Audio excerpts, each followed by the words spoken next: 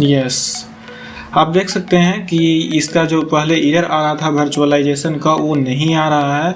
और यहाँ पे जैसे इसका इंटरफेस होता है आप यहाँ से हैंडल कर सकेंगे। क्रोम ब्राउज़र है दोस्तों। अगर आप अपने एंड्रॉयड एप्लीकेशन को विंडोज़ में यूज़ करना चाहते हैं तो आपको एक सॉफ्टवेयर की ज़रूरत पड़ेगी जो विंडोज़ के लिए आता है, जिसका नाम है ब्लूस्टैक और ब्लूस्टैक 4। दोस्तों इस एप्लीकेशन को जैसे ही विंडोज़ में आप इंस्टॉल कीजिएगा तो आप एक प्रॉब्लम से हो सकता है कि फेस करें। ये प्रॉब्लम जनरली आता ही है। वो जैसे मैं यहाँ पे इंस्टॉल किया था तो देखिए मेरे पास कुछ प्रॉब्लम आ रहा है। देखिए यहाँ पे लिखा हुआ है BlueStack can not be started, hardware assisted virtualization disable for your PC. ये ईयर मेरे को आ रहा है दोस्तों। तो मैं आपको दिखा देता हूँ कि वर्चुअलाइजेशन मेरा सिस्टम का अभी डिसेबल्ड है। इसको कैसे इनेबल करना है आज की इस वीडियो में मैं आपको यही बताऊंगा। देखिए यहाँ पे मैं दिखा दे रहा हूँ परफॉर्मेंस के अंदर जाके। नीचे आप देख सकते हैं वर्चुअलाइजेशन और नीचे यहाँ पे साइड में लिखा हुआ है डिसेबल्ड।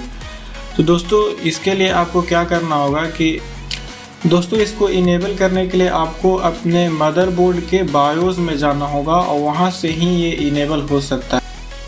अगर आपका मदरबोर्ड कोई और कंपनी का है तो हो सकता है कि उसमें ऑप्शन कहीं और पे हो, कहीं और होगा, उसमें और किसी अलग नाम से वो वर्चुअलाइजेशन इनेबल हो सकता है कि आप लैपटॉप पे ये सब यूज़ कर रहे हो तो उसमें कहीं और उसका ऑप्शन मिले। मैं लास्ट में इस वीडियो को बताऊंगा कि अगर आपका प्रोसेसर इंटेल का है, बेसिकली दो तरह का प्रोसेसर हम लोग यूज़ करते हैं जनरली दोस्तों, जिसमें AMD और इंटेल दो का यूज़ करते हैं। मैं भी AMD का बता रहा हूँ कि AMD प्रोसेसर अगर आपका है तो आप कैसे इस ऑप्शन को इनेबल कर सकते हैं। फिर लास्ट में वीडियो के लास्ट पार्ट में मैं डाल दूँगा कि आपका अगर प्रोसेसर इंटेल का है तो आप उसमें कैसे फाइंड कर सकते हैं। पर मैं अभी बता रहा हूँ आपको गीगाबाइट मदरबोर्ड मेरा है और गीगाबाइट मदरबोर्ड में आप कैसे वर्चुअलाइजेशन को इनेबल कर सकते हैं ताकि आप अपने एंड्रॉयड एप्लीकेशन को विंडोज़ में यूज़ कर सकें। उसके लिए आपको क्या करना पड़ेगा, आपको अपना सिस्टम को शट डाउन करना है और शट डाउन करने के जैसे ही आप स्टार्ट कीजिएगा तो स्टार्ट करते ही आपको विद इन अ सेकेंड आपको लगातार F12 बटन प्रेस करते रहना है। जैसे ही आप प्रेस कीजिएगा तो आपके पास कुछ इस तरह का इंटरफेस आएगा। आने के बाद इंटर सेटअप में आपको जाना है। यहाँ पे 2-3 ऑप्शन और है पर आपको इंटर सेटअप पे क्लिक करना है। इंटर सेटअप पे क्लिक कीजिएगा तो आप देखिए यहाँ पे मेरा एडवांस मोड खुला हुआ है। अगर आपका यहाँ पे एडवांस मोड नहीं खुला हुआ है तो आप यहाँ पे इनेबल कर ले। हो सकता है कि आपका ईजी मोड खुला हुआ हो तो आप यहाँ पे F2 जैसे ही प्रेस कीजिएगा आपका एडवांस मोड यहाँ पे आ जाएगा। एडवांस मोड आने के बाद आप ट्विकर्स में जाइए और एडवांस CPU सेटिंग में जाइए। उसके बाद देखिए सेकंड नंबर पे आपका आता है SBM मोड। यही मोड है जो आपको इनेबल करेगा हार्डवेयर असिस्ट को, वो वर्चुअलाइजेशन को। आप नीचे देख सकते हैं ऑप्शन डिस्क्रिप्शन में नीचे लिखा हुआ है इनेबल और डिसेबल CPU वर्चुअलाइजेशन। आप इसको इनेबल कर दीजिए।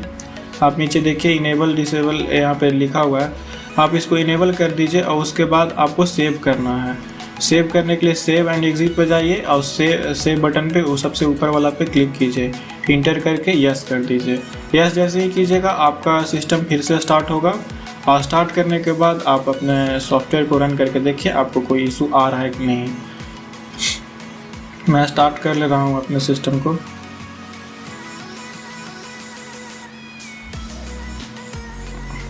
It's loading. दोस्तों यहाँ पे मैं ब्लूस्टैक एप्लीकेशन को ओपन करके देख ले रहा हूँ कि ये एरर फिर से आ रहा है या फिर फिक्स्ड हो चुका है। आई थिंक सो फिक्स्ड हो जाना चाहिए। इसको रन करना चाहिए।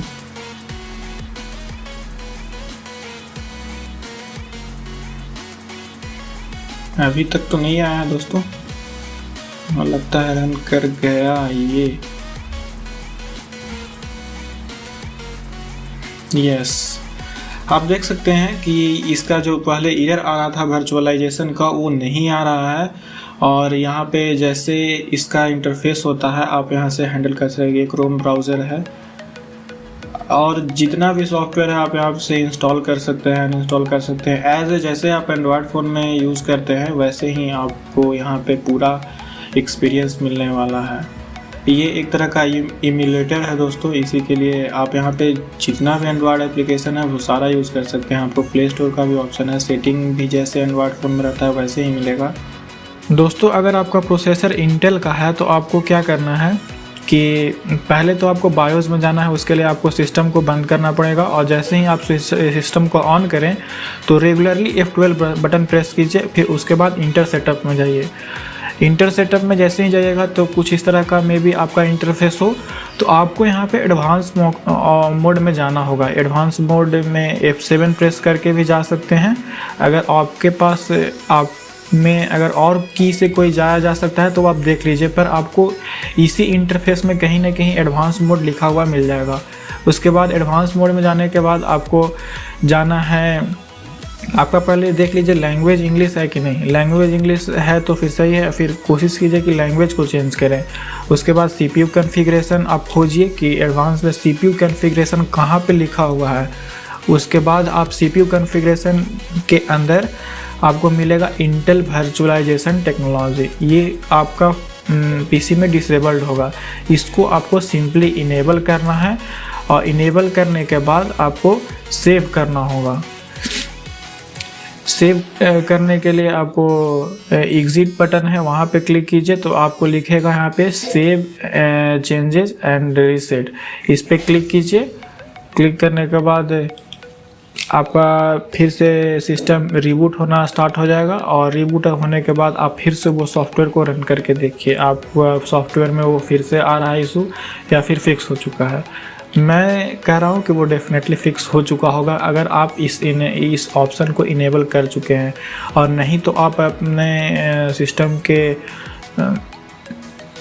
टास्क मैनेजर में भी जा सकते हैं, वहाँ से अभी आप परफॉर्मेंस में क्लिक करके नीचे चेक कर सकते हैं CPU में कि वर्चुअलाइजेशन इनेबल हुआ है कि नहीं।